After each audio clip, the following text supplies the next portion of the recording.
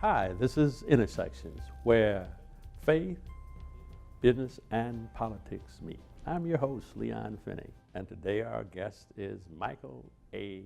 House. How you doing, Mike? How you doing, Doc? How's everything today? Good seeing you. All right. So, Mike, you have spent the better part of your adult life in the field of journalism and media. And because of that, and recently you stepped down as the president and publisher of the Chicago Defender, a 111-year-old publication. Tell us about this industry and where is the industry right now, and particularly the print part of it, for black people and as it relates to black-owned publications, how are they faring, and just, I think that we are concerned, the community is concerned about vehicles that we once owned and operated not being there anymore. So I'm concerned about it, and I know that many of in our viewing public are concerned about it. So what's your view and take on this stuff? Well, you know, Doc, fortunately, I have had the great opportunity of being around the black press for the last 35 plus years, and I have seen many, many changes from that time. As we well know, we had some very, very historical publishers, namely right here in Chicago, with Mr. Abbott and Mr. Senstack. Oh, yeah. And the Chicago Defender. And, you know, many of the people don't even realize how long the Crusader has been in Chicago, 75 years with Baum Lavelle. Is that right? Oh, yeah. 75 years? 75 years. They celebrated 75 years of existence last year. That was a community. That was and is a community. That's paper. right. And Baum Lavelle and his partner, they were really into the community. We were fierce. We weren't fierce competitors, but we had in those days. Definitely. There was the Woodlawn Observer. I remember that distinctly. And then later on, we morphed into the Chicago Observer. But anyway, I want to be focused here, Mike, on this industry and the newsprint side of it, particularly what appears to be a shrinking group of blacks that are publishing print. Right. Well, I think the newspaper, the perception is a very, very shrinking number of newspapers. But in actuality, the second generation and third generation publishers of these newspapers, the kids and the relatives of some of these original founders of these newspapers, are still doing a pretty robust job of selling these newspapers today. And believe it or not, there are still about approximately 200 African-American newspapers in the country today, which, you know, you go back to Freedom's Journal when it started in 1827, it was only one. Right. And Russ Worm and Cornish, they had their work cut out for them trying to provide news to all of us all over the country. Now, what about that association it used to be? Yeah, the National Newspaper Publishers Association that Mr. Senstack founded here in Chicago is still in existence today, and they're still, you know, fighting for advertising dollars and for support, and that's the biggest challenge today is the ability, because when these papers started out, the only thing they had as revenue was what they got for selling it. Right. Mr. Senstack them selling it for a nickel and a penny and all that. Right. Well, if you look back at some of those early editions, they didn't have no ads in them. Well, no ads in them. It was just content. Mm-hmm. But today we went through a robust area where we did have a lot of, you know, advertising, and then now with the new concentration on the digital age and you know, the video and everything else that competes with the newspaper, the advertising has, you know, especially national advertising, has decreased. And that's where the bulk of the major revenue to run a newspaper comes from. And you got to have that revenue, right? You got to have that revenue. Well, listen, it's got to be national. We're going to have to hit pause right now and take a short break. When we come back, we're going to pick up our conversation. If I got to go to college, oh my goodness. I like discovering new things. You get to see what works for you and what doesn't. That helps you evolve as a person. You get to make like a supernova of skill or talent or whatever it is. I've always wanted to go to college. I just feel like that's my destiny. My name is Queen, and I am your dividend. Hi, this is Leon Finney. We're dealing with my library. These books are in my library. This one, of course, is Black Lies, White Lies, written by the great journalist Tony Brown, who was very, very prominent many, many years ago, and he had something called Tony Brown's Journal. Tony Brown, I believe, is one of the major thought leaders of our time. He wrote this book in 1995, and yet much of what's in it is still as relevant today as it was almost now 25 years ago. And that is that he makes a strong case that we have to be careful in our quest for liberation and freedom here in the United States of America as blacks, to not get divided, the have blacks against the have not blacks, and therefore get assimilated into powerless. This is Leon Finney.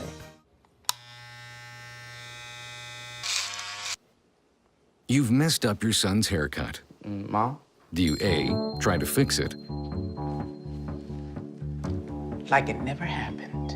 B, work with what you got, or C, show solidarity?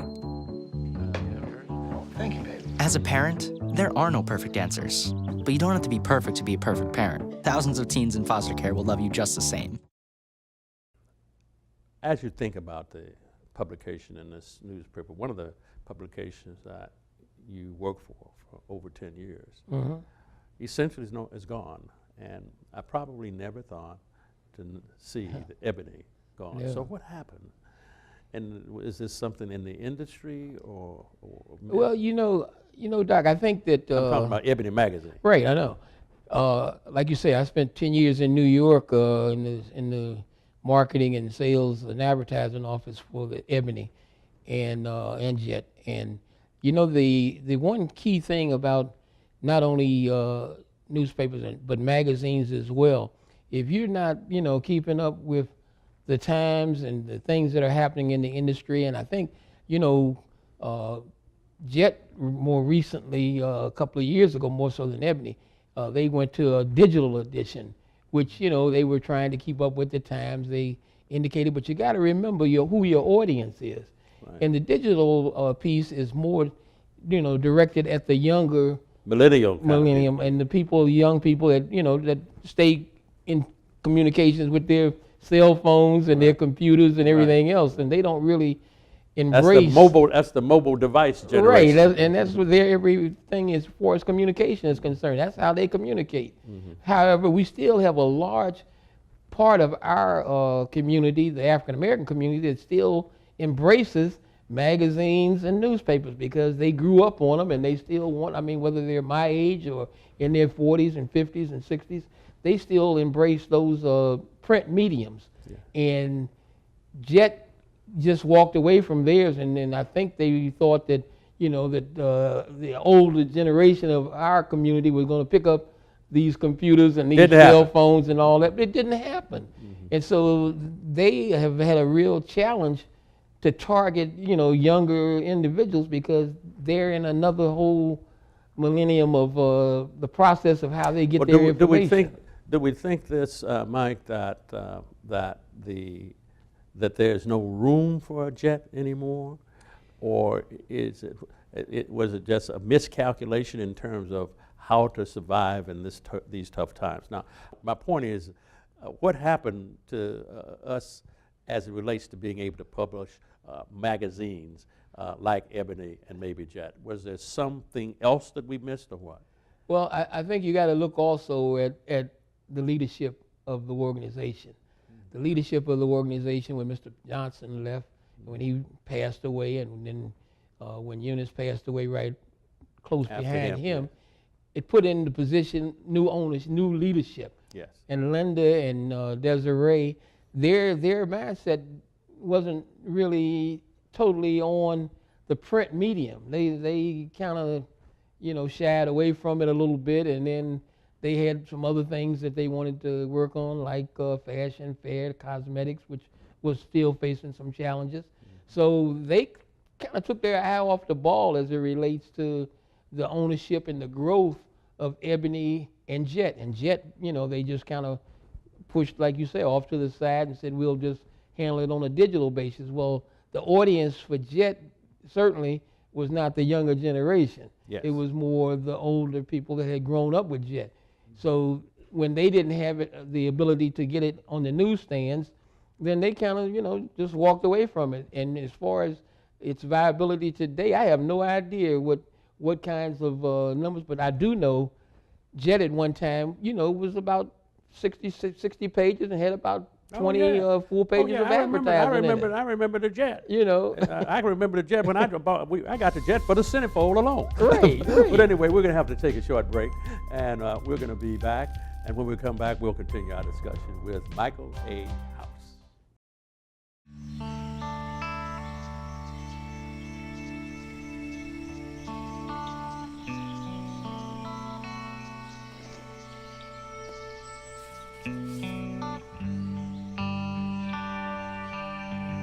This is the moment I knew his future had no boundaries. There are some moments only the forest can inspire. Find yours at discovertheforest.org. Na na na na na na, I love you so. I love you, I love you. La la la la, la la la la la la la. We're here. Yay! It's a short drive from your neighborhood to your naturehood. To find a neighborhood park or green space near you, visit discovertheforest.org. So you mentioned earlier the internet and social media, I guess, by implication. Right. And the millenniums and all of the devices they use to get information, Right. as well as be entertained.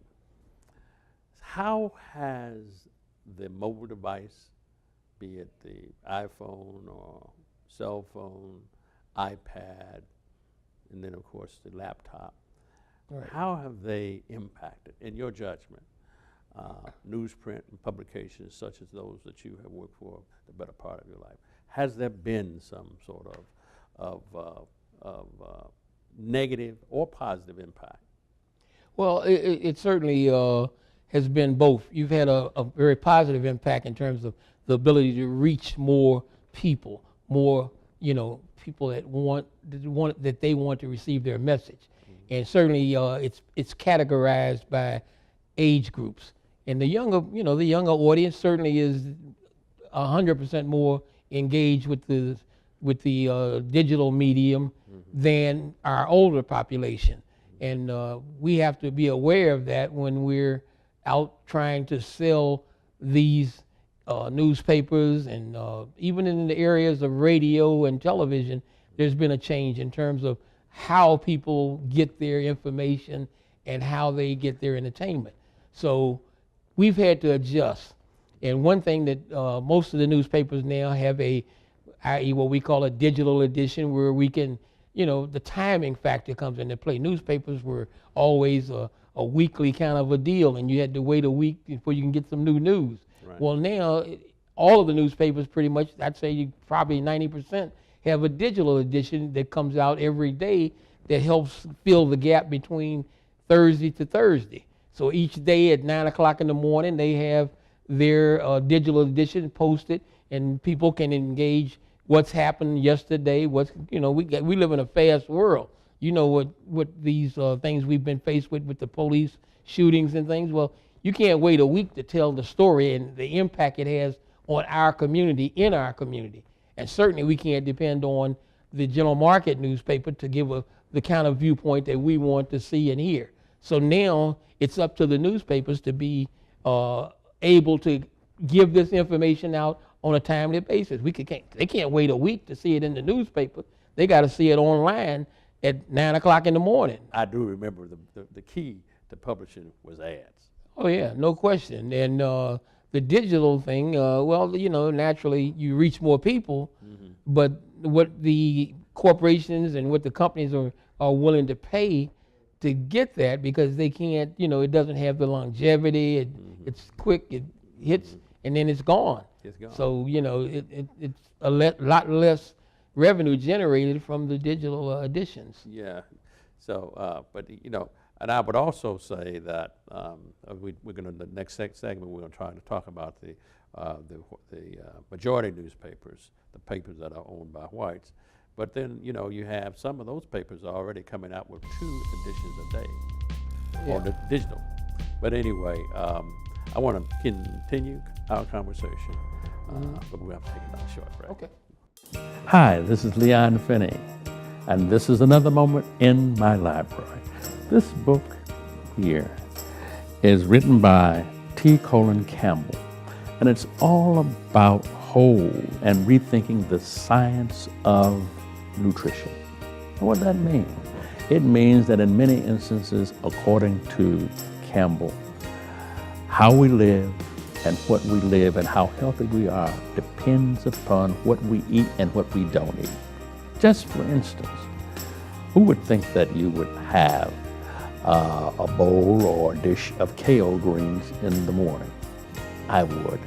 Who would think that I would eat nuts? I do. Who would think that I would eat a bowl of fruit every morning? I do. Those are just some of the things that I eat in order to have a good life. Stay with your diet. Read Campbell's book. This is Leon Finney. So they say it's a man's world? I don't see anybody's name on it. While they were doing their thing, we slowly changed all that. Today, women can do anything men can do. And there's one thing we're even better at.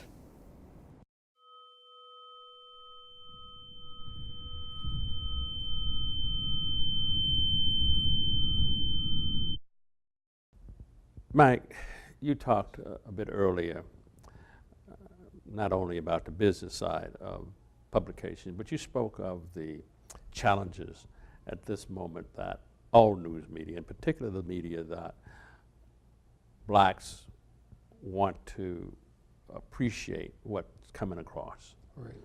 And so the issue from when you look at the coverage of the disastrous things that are happening in the African American community, the shootings by blacks shooting blacks, Right. and which is bad, and then the shootings of unarmed black men Right. running away, moving away, walking away from the police.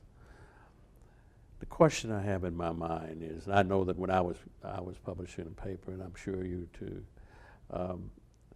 we were always concerned about making sure that the story got out the right way. Correctly. Correct. So, in your judgment, is the white media or the media that the majority media in the city of Chicago or national, you've got the New York Times, the Washington Post for sure, and you've got the Chicago Tribune and the Sun-Times here locally in Chicago, just to name. Right. And you got the LA Times, we went all the way out there. But the question is, what about the white media? And are they doing a credible job as we see less of the black publications that are still working?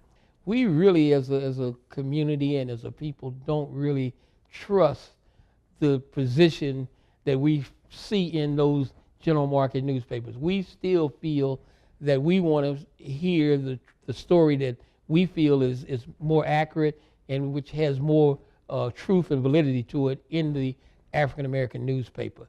And so we find that even though the Tribune comes out every day or the Sun-Times comes out every day, their perspective is really totally different than the perspective that a Defender or a Crusader or Bill Gar's paper would, Yes. you know, the Citizen would have. So we still have to depend on our African American newspaper to give us what we call the real story, the true story.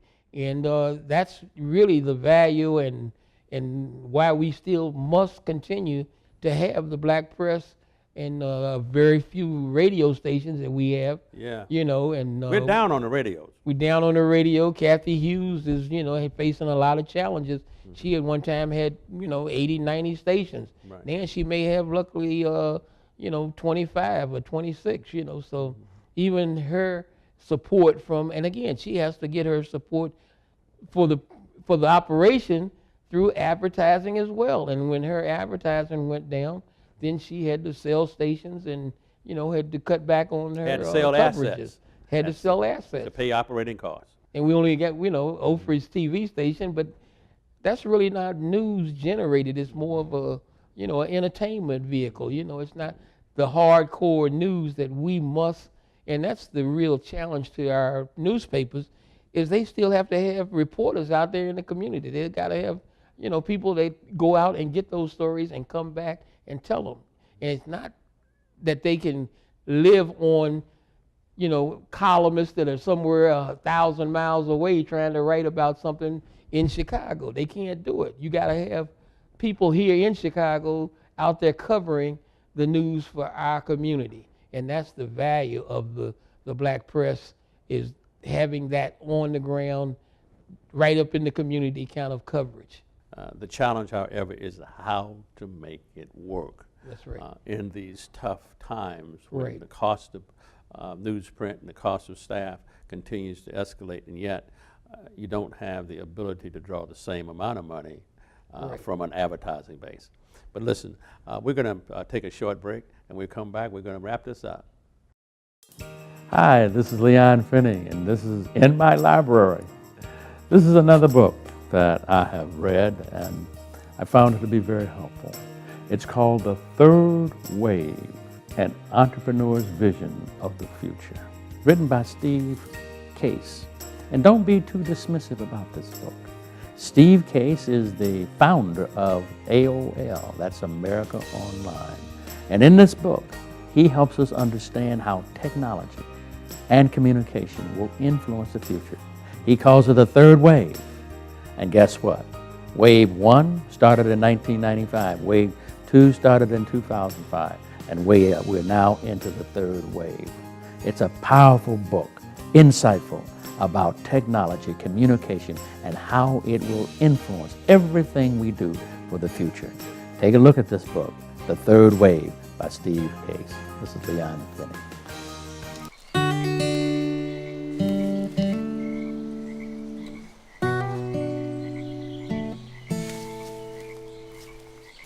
When you're out there, there's no telling what you'll find.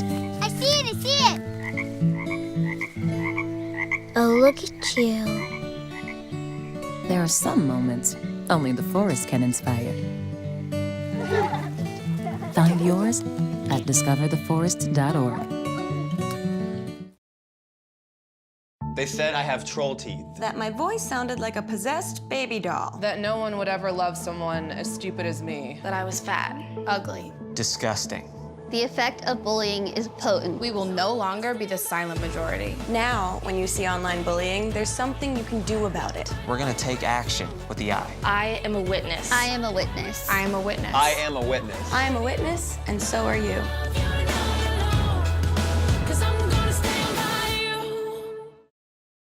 Give us a sense. You mentioned Kathy Hughes and the fact that at one time she had a number of stations, and now she has a small. So what's happened to black radio?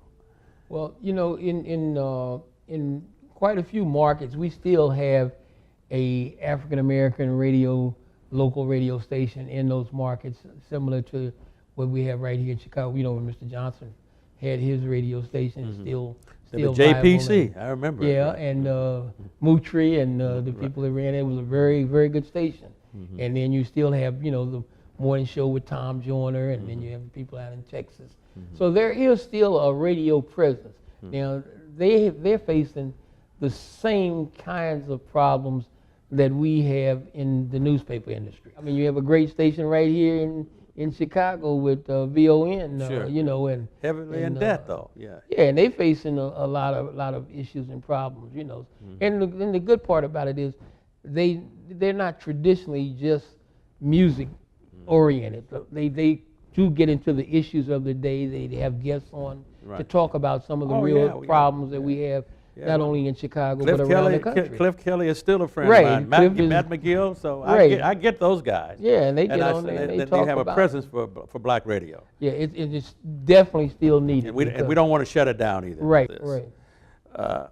What about the future? What do you see in the horizon for publication for black journalists, for black people who want to buy and invest in media?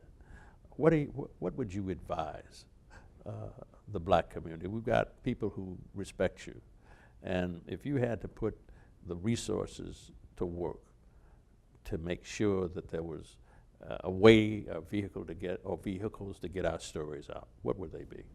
Well, number one, I think you have to generate a new income stream. And one of the things that worked really successfully for us at the Defender when I was at the Defender, and some of the other newspapers have joined and got on board in that case, was events. Mm-hmm. I mean, we still have a lot of major advertisers and supporters that want to get their message out to our community still. Mm-hmm. And one of the key ways in which to do that is certainly to get it kind of the buzz going in our community. And the best way to do that is through events. Mm-hmm. Events have been very, very effective at getting our community to embrace something new. Mm-hmm. And that's why it gives the opportunity to bring in new advertisers that haven't traditionally been advertisers, not the traditional car dealers and the traditional brand and product people like the crafts and general foods and people like that. But now you've got to embrace smaller, more regional and local companies and let them have a presence, and you be the generator of that presence through events. Okay, but I can't let you go yet. You're with a new publication. Yes. All right, so I want you to take about 30 seconds, and I want you to talk about this publication that you're now a major force in. What is that? That's the Crusader Group, which has been around a long time in 2 markets. Mm-hmm. Gary, Indiana, has been around 55 years. They just celebrated their 55th anniversary in Gary. Mm-hmm. And the Chicago Crusader, which has been around for 85 years now. Last year they celebrated their 85th anniversary. So this is the Crusader. Right. And most recently they just celebrated that anniversary and won about 7 or 8 national awards in Houston, Texas, about 2 weeks ago. And it was the #1 African-American newspaper in the Chicago market just a month ago. People say the key to politics is local. That's right. The key to newspaper. Black newspapers and community It's newspapers still local. is still local. Okay.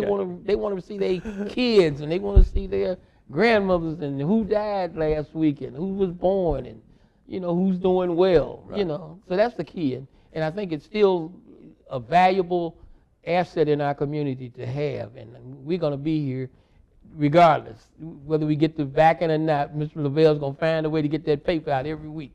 Mike, it's been good having you. Same here, Doc. And we're going to bring a close to this intersection where faith, business, and politics meet. Tune in next week.